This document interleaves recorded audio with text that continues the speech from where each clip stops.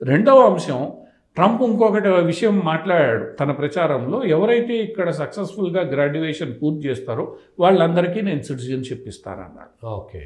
So ఎవరైతే పద్ధతిగా వెళ్ళి అక్కడ చదువుకుని మంచి మార్కులతో పాస్ అయ్యి బయటకు వస్తారో వాళ్ళకి అక్కడ ఉద్యోగ అవకాశాలు ఇస్తానన్నాడు. దాంట్లో ఏమీ ఇబ్బందులు లేవని చెప్పి ట్రంప్ ప్రకటించాడు. సో ఎవరైతే నిజాయితీగా వెళ్ళి కష్టపడి పనిచేయడానికి మంచి టెక్నికల్గా కేపబిలిటీస్ ఉన్న వాళ్ళకి అక్కడ ఇబ్బంది లేదు. ఎవరైతే దొంగచాటుగా వెళ్ళి ట్రక్ డ్రైవర్లుగా వీళ్ళగా వెళ్ళాలనుకుంటున్నారో వాళ్ళందరికీ ఇబ్బంది. ఎవరైతే పెట్టుబడులు పెట్టి వ్యాపారాలు చేయాలనుకుంటున్నారో వాళ్ళకి ఇబ్బంది లేదు. కాబట్టి ఈ మొత్తం వ్యవహారంలో ట్రంప్ 2-3 అంశాలని టచ్ చేసే అవకాశం కల్పిస్తోంది. అది భారతీయులకి ఇబ్బంది తీసుకొస్తుంది. ఒకటి, ఇప్పటి వరకు ఏంటంటే అమెరికాలో పుట్టిన పిల్లలందరూ అమెరికన్ సిటిజన్స్ బై బర్త్. కానీ ఇక్కడ వస్తున్న ఇబ్బంది ఏంటంటే వాడు అమెరికన్ సిటిజను, తల్లిదండ్రులు అమెరికన్ సిటిజన్స్ కాదు. సో 18 ఏళ్ళ లోపల ఆ తల్లిదండ్రులు అమెరికన్ సిటిజన్స్ అన్నా కావాలి. ఒకవేళ కాకపోతే వాళ్ళు బయటికి రావాల్సిన పరిస్థితి. అవును, ఇది ఒకటి ఇబ్బంది. అది చేయాల్సినటువంటి అవసరం ఉంటుంది, దేశం యొక్క అవసరం కూడా ఉంటుంది చాలా చోట్ల. ఇది మొదటి ఇబ్బంది. దీంట్లో చాలామంది తల్లిదండ్రులు అమెరికన్ సిటిజన్షిప్కి అర్హత సాధించడం లేదు. దాంతో ఈ పిల్లలకి ఇబ్బంది వస్తుంది. దీని మీద అక్కడ కోర్టుల్లో గొడవ నడుస్తుంది. ఇది మొదటి పాయింట్. దీన్ని సరిచేయడానికి బైడెన్ అడ్మినిస్ట్రేషన్ ఏం చేసిందంటే, ఆటోమేటిక్గా వాళ్ళకి మేము సిటిజన్షిప్ ఇస్తాము అని అంటే అది రాజ్యాంగ విరుద్ధమని సుప్రీంకోర్టు మొన్న కొట్టేసింది గత వారం.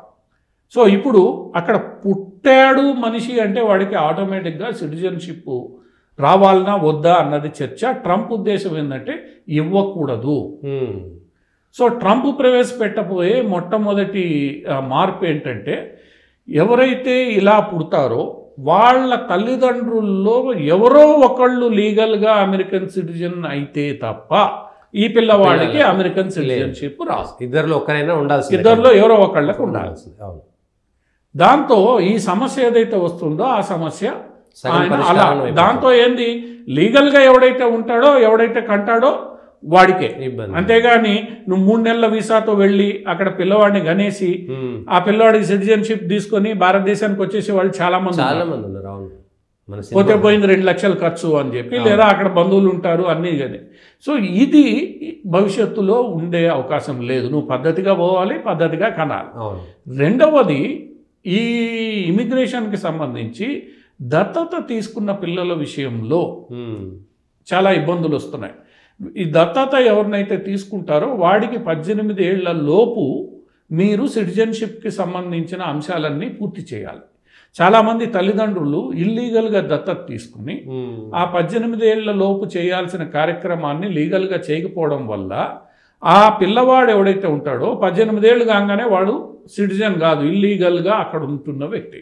తల్లిదండ్రులు దత్తత తీసుకున్న వాళ్ళు అమెరికన్ సిటిజన్స్, వీడు మాత్రం కాదు. వీడు 18 ఏళ్ల తర్వాత దేశాన్ని వదిలి వెళ్ళాలి, ఎక్కడికి వెళ్ళాలి. ఇది ఇప్పుడు అక్కడ అమెరికాలో వస్తున్న రెండవ ప్రధానమైన సమస్య. కోర్టుల దాకా పోయింది వ్యవహారం.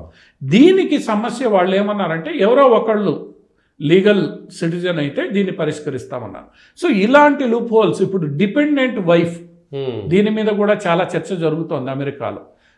హస్బెండ్ వెళ్ళిపోతాడు, అతనికి S1B వీసా ఉంటుంది, అన్నీ ఉంటాయి. ఈ వైఫ్ వెళ్ళిన తర్వాత కొంత క్రైటీరియా ఫుల్ఫిల్ చేసి కొంతకాలం లోపల తీసుకోవాల్సి ఉంటుంది. అది కొంత నిర్లక్ష్యం జరిగినప్పుడు, ఏదో కారణం చేత రానప్పుడు ఆ డిపెండెంట్ ఎవరైతే ఉంటారో వాళ్ళు ఇల్లీగల్ ఇమిగ్రెంట్గా మారిపోతున్నారు. వీడికేమో పూర్తి సిటిజన్షిప్ రాదు. వీడు H1B వీసా మీద వెళ్తాడు. H1B వీసా మీద వెళ్ళిన డిపెండెంట్కి అక్కడ పనిచేసే అవకాశం ఉండదు until unless you also became H1B visa holder. So ఇటువంటి సమస్యలు ఏవైతే ఉన్నాయో వాటి కారణంగా అమెరికాలో చాలామంది ఇల్లీగల్గా గుర్తింపబడే ఎక్కువ భారతీయులు, దక్షిణాసియా వాళ్ళకి ఎక్కువ ఇబ్బందులు ఏర్పడుతున్నాయో వాటిలన్నింటినీ సరిచేయాలని ట్రంప్ నిర్ణయించుకున్నాడు. చేసేసి ఈ వ్యవహారాలు సెటిల్ చేయాలి అని. ఇది భారతీయులకి ఇబ్బందికరంగా మారుతుంది, భారతీయులకి లాభం కూడా చేస్తుంది. ఈ రెండు, ఇది డబుల్ ఎడ్జ్డ్ వెపన్.